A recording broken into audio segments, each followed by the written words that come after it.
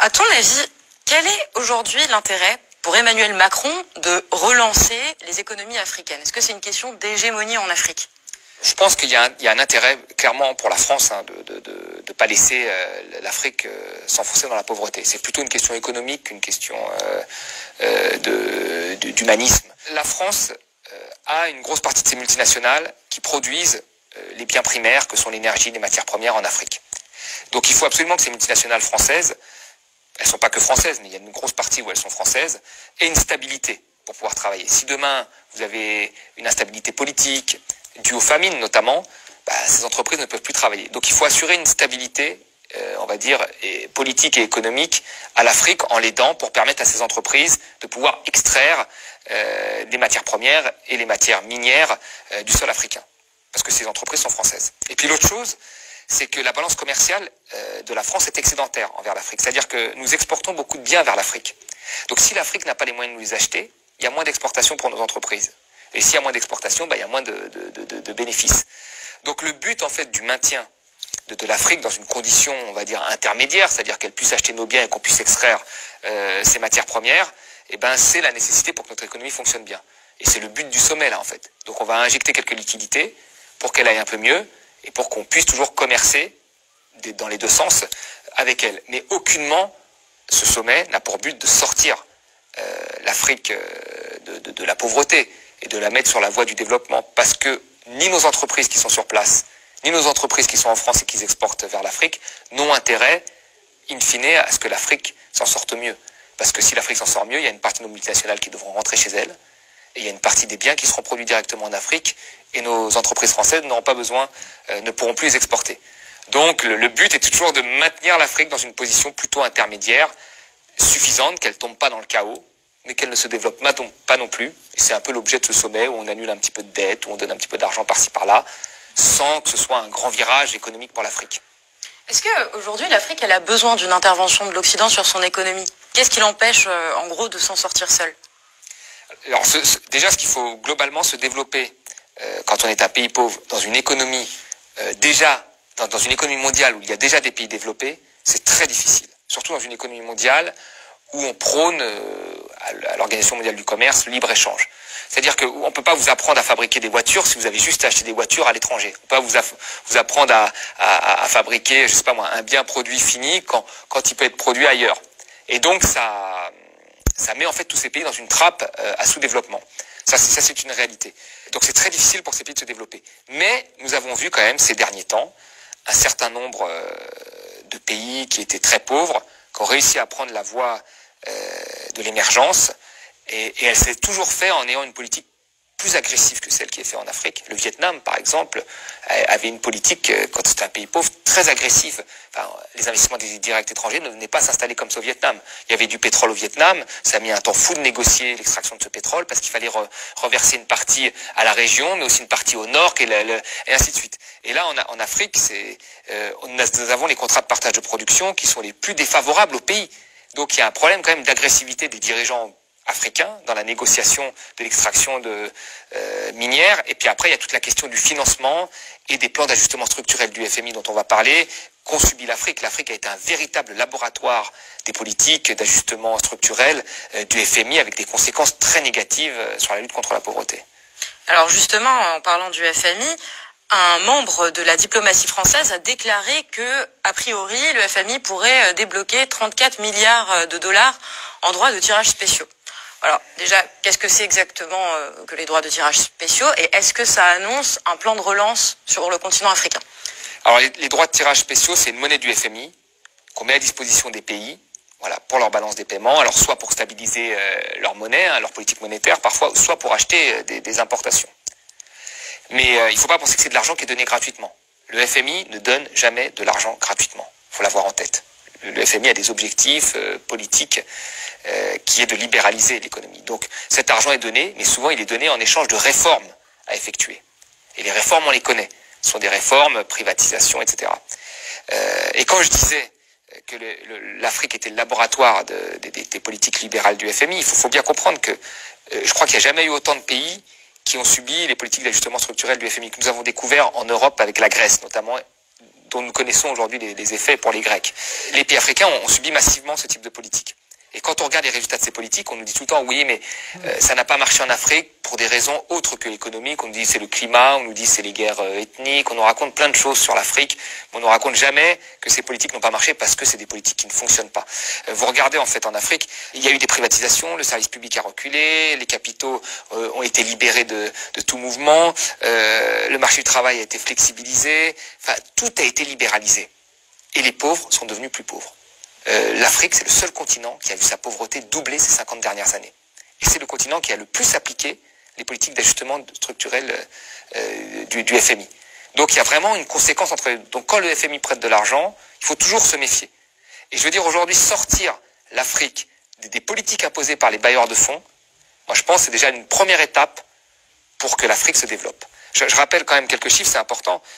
C'est que l'Afrique, entre 1950 et 1970, avait un taux de croissance plus élevé qu'à partir des années 80. Or, à partir des années 80, c'est là où on a appliqué massivement les politiques d'ajustement structurel en Afrique. Donc c'est très important de rappeler que quand le FMI intervient, ça ne se passe jamais bien. Et en 2000, je dis une dernière chose, en 2000, il y a eu un changement de politique dû à Stiglitz qui critiquait beaucoup le FMI et à la société civile qui a beaucoup manifesté contre ces plans d'ajustement structurel dans des ONG européennes, américaines, mais aussi africaines.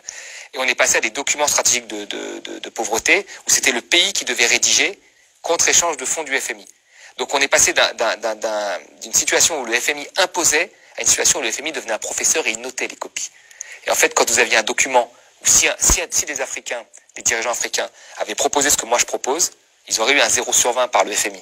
Ils n'auraient pas eu les fonds. Mais s'ils proposaient ce que proposerait Macron, libéraliser, flexibiliser, etc., bah là, on leur donnait de l'argent. Et puis à l'époque, attention, quand il y a eu ces documents, t'as toutes les économistes de gauche qui ont dit que c'était génial, que l'Afrique était maître de son développement, etc., ce qui était complètement faux.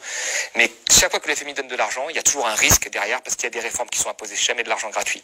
Et cet argent du FMI, il va passer par les pays africains, et c'est pour acheter des importations, il va finir dans les comptes des entreprises européennes. C'est tout. C'est un petit tour de passe-passe. Alors, je voulais aussi revenir sur une déclaration de Bruno Le Maire, dont on regarde un petit extrait tout de suite. Ce qui sauvera l'économie africaine, j'en suis convaincu, c'est l'entrepreneuriat africain, c'est les PME africaines, c'est l'esprit d'entreprise qui anime beaucoup de jeunes dans les États africains. Et moi, je dois dire mon admiration pour tous ces jeunes entrepreneurs que je rencontre, toutes ces femmes entrepreneurs que je rencontre, parce qu'elles ont beaucoup de difficultés à lever les financements nécessaires. C'est cet esprit d'initiative et d'entreprise que nous voulons soutenir. Alors, pour Bruno Le Maire, les économies africaines sont un atout majeur et la jeunesse est habitée par l'envie d'entreprendre. Est-ce que le mythe de la Startup Nation, le mythe du business angel, est-ce que c'est vraiment ce qui habite l'Afrique? Et ces propos, est-ce qu'ils illustrent une vraie réalité? Là, on est toujours dans le même mythe, le mythe de l'esprit d'entreprise. En fait, si les Africains réussissent pas, c'est parce qu'ils n'ont pas l'esprit d'entreprise. Alors que nous, on l'a beaucoup en France et en Europe. C'est un peu ça. Alors ça montre une vraie méconnaissance, moi je trouve, des problèmes de l'Afrique et de l'Afrique en général. Alors il a raison quand il dit qu'il y a beaucoup d'entrepreneurs en Afrique, mais il n'y a que ça. Tout le monde est entrepreneur de soi-même, c'est des entrepreneurs de survie.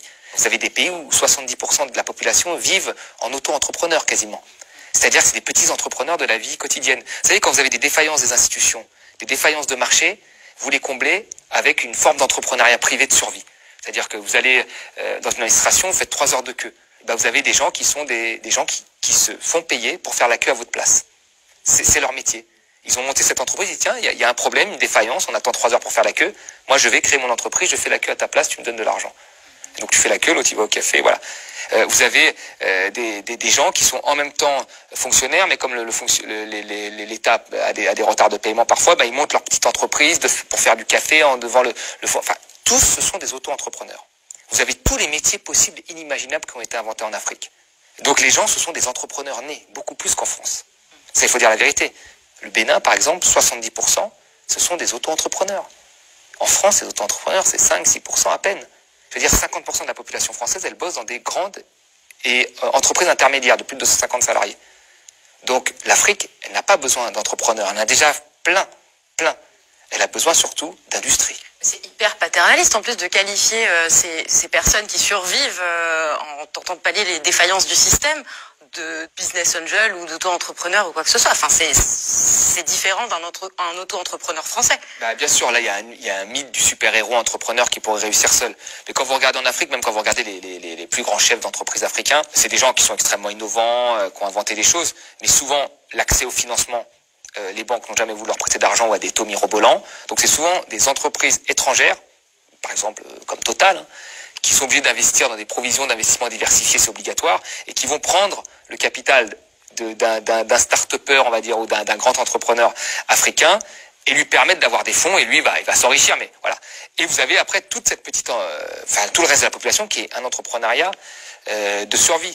Mais aujourd'hui, ce qui manque à l'Afrique, quand on regarde, l'Afrique, la plupart des biens qu'elle produit et qu'elle exporte, ce sont des biens primaires, c'est-à-dire des matières premières, de l'énergie.